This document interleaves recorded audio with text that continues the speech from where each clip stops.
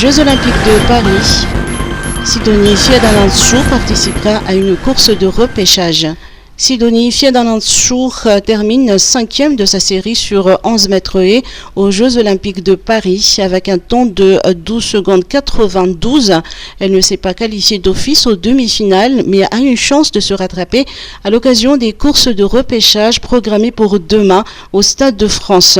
La Fédération internationale d'athlétisme a en effet établi de nouvelles règles pour ces JO. Les athlètes éliminés en série du 11 mètres haies aux 1500 mètres ont le droit à une seconde chance avec les repêchages.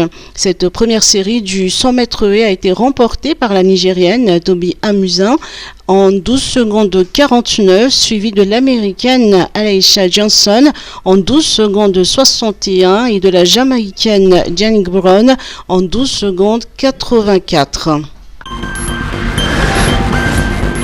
29e sommet de l'AIFM. Préserver l'écosystème marin. L'exploitation minière en haute mer ou Deep Sea Mining, DSM, a été au centre des discussions lors du 29e sommet de l'Autorité internationale des fonds marins, ou AIFM, qui s'est récemment tenu à Kingston, en Jamaïque.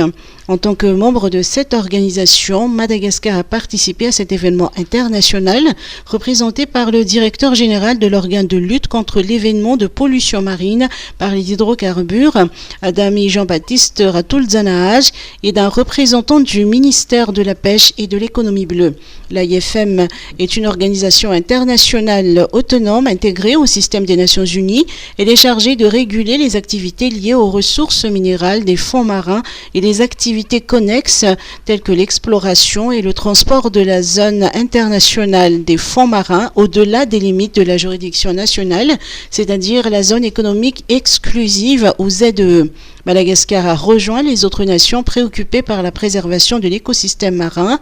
Le DSM pourrait en effet y avoir des conséquences graves sur la biodiversité marine ainsi que sur le secteur de la pêche, et qu'il est donc crucial d'élaborer des solutions visant à garantir que le DSM n'engendre pas d'effets négatifs sur cette biodiversité marine. Toxicomanie. 73% des cas concernent les jeunes de 15 à 20 ans. La majorité des consommateurs de drogue à Madagascar sont actuellement des jeunes âgés de 15 à 20 ans. Selon le centre de cure à Rouen ou CCAA, il représente 73% des cas de toxicomanie. La situation est jugée alarmante, raison pour laquelle le ministère de l'Éducation nationale priorise la lutte contre les stupéfiants au milieu scolaire.